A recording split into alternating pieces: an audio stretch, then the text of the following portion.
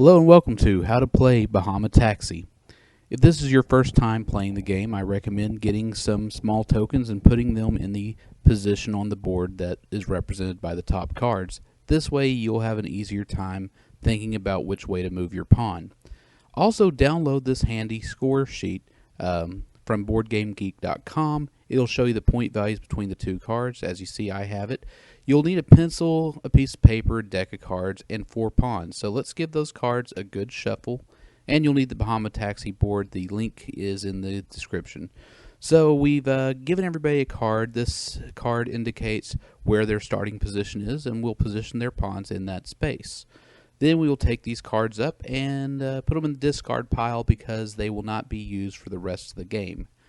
So the game starts off with player 1 collecting 10 hearts to 2 diamonds, and then player 2 goes ahead and moves 1 space and is able to capture Jack's diamonds to 5 hearts. Every time a passenger is picked up, a new passenger is generated until the deck draws down. At that point, we have reached our first deadline. And that deadline basically limits us to how many passengers we can carry. Initially, we're allowed 3. Then when we get down to no more draw deck, we're allowed only 2. Then when we only have 4 passengers, we'll be limited to 1 single passenger. So what's going to happen is eventually you're going to move point by point until you get to the drop-off point of a pair of cards. That is when you're going to score that pair of cards. So the score for that pair of cards is going to be the shortest route between the top card position and the bottom card position. These values can be done in reverse. It's the same distance either way. It's just the number of moves, the fewest possible moves. So every time you score a card, everybody at the table is going to want to pay attention because you're going to want to make sure that they have calculated the shortest point between those two spaces. So make sure they're getting the shortest possible route. You might want to double check twice. So for instance, Jack Heart to 4 Heart scored 3 moves. There's 3 moves between them, and it was also shown on that spreadsheet. So now we're going to want to document that on our piece of paper, and we're going to continue. We'll continue playing like this until we've picked up the last passenger, and that ends the game. Once the last passenger on the board is picked up, the game ends. It's going to be the highest score wins. It's a really fun, simple game. You pull this out with a deck of cards and a piece of paper and a pencil and some pawns and the board itself, and you have the game. It's free. It literally costs you printing up the piece of paper, and I'm pretty sure if you have golf tees around or maybe some cubes or some other type of token that you can use, maybe you have some small coins now. That is one of the limitations of this. Golf tees worked perfectly well because they were the exact same size as the circles. So I don't know if you have any small parts around the house like that. So hopefully you do. This is a really, really fun game. Has a high replayability. Everybody I've introduced to has wanted to play it again. Each game is different because the card order is different. Every time you shuffle a deck of cards, you're getting a different order each and every time. In fact, I've heard some mathematicians have said that a card deck can never be in the same order twice statistically. It's almost improbable that you'd have with a properly shuffled deck that you obviously didn't have any type of magician's tricks incorporated in your shuffle, with a properly shuffled deck, chances are that's the first time that combination of cards has ever been in that order. So this game never repeats itself. In fact, the instances we played 4-player games, sometimes we've had passengers stranded at the end of the game. In this example, we managed not to have that happen.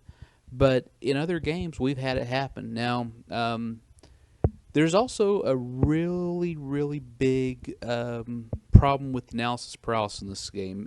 Somebody's going to overthink themselves. If you've got people in your family that tend to overthink games, this is going to be one that causes some paralysis by analysis. So you might want to have a timer. Okay, so now we're at our first deadline. Our draw deck is empty. So now we're limited to just 2 passengers. We can't have any more than 2. So unless you've collected that passenger before the deadline, you're now limited to 2. So now player 2, in this instance, cannot pick up 3 club to 4 diamond, or excuse me, 7 spade to. No, he's at 3. Yeah, 3 club to 4 diamond because he's at 2 passengers. He's maxed out. Now, the other thing in this game, we've seen some instances of it. You're not allowed to jump over pawns. It's not like Chinese checkers or any type of chess. Well, chess doesn't have jumping. It's not like checkers. You can't jump over pawns because taxis cannot fly. In the real world, when 2 taxis meet each other, they don't jump over each other. They simply go around. There's not a lot of player interaction in this game, but with a 3 or 4 player game, you will have instances where players block each other. And you can knowingly do that. Is there a big advantage in that? I honestly don't know how true that is. I blocked before, inadvertently. Most of the time it's happened, it's been inadvertent. I don't go out of my way to block when I played this game, but it has happened. And as far as the strategic value, I don't think this game's been analyzed properly to know whether it works, whether it's effective or not. But that's one of the things that can happen, is you can block the other player. Other than that, this is mostly an attempt to maximize your position in picking up passengers, as many as possible. And what you're really thinking about playing this game is where all the other players can possibly move and which passengers are worth the most. Now, one of the ways you can play this game to really remove that thinking altogether is, instead of issuing out passenger cards, the drop-off point cards now are our second deadline. So now you're limited to 1 passenger unless you previously picked up. So now it's coming to the end of the game situation. So instead of having a visible passenger card, just issue out top cards.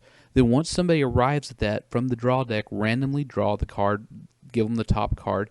They don't know the value of those passengers, so now they're thinking less about it. That's one way to play. Another 2-player variant would be, instead of just controlling 1 pawn, control 2. Have both players control 2 different pawns, then have their limits be 6 passengers initially. I think you should separate it by cab. That way there's a little bit more. Or you can just keep it 6 passengers total. Doesn't matter which cab picked them up. And then end it with go from 6 to 4 to 2. I think it'd be an interesting variant. Never tried it that way. But this game is begging for somebody to do something with the board, create a game from it. Also, this game's never been automated. So if you're out there watching this and you're thinking, hey, I need a new card game to automate, to put on an app, if you're a programming student or you just have that know-how and you have that ability to write code a lot better than I do, because my code is terrible, I'll be honest, don't know what I'm doing, this is a good game to automate. I think it would be fantastic automated. If you make games for Board Game Arena and you're looking for an idea of something simple that people can play without having to learn a whole lot and quickly get into the game, this would be a perfect game for Board Game Arena, I think. So somebody out there is watching this, yeah, definitely consider this game. And like I said, it's a free game. Free games don't sell. If you put it in a box, somehow it sells. But when it's free, nobody ever looks for the idea. So hopefully I've exposed this game to a lot of people.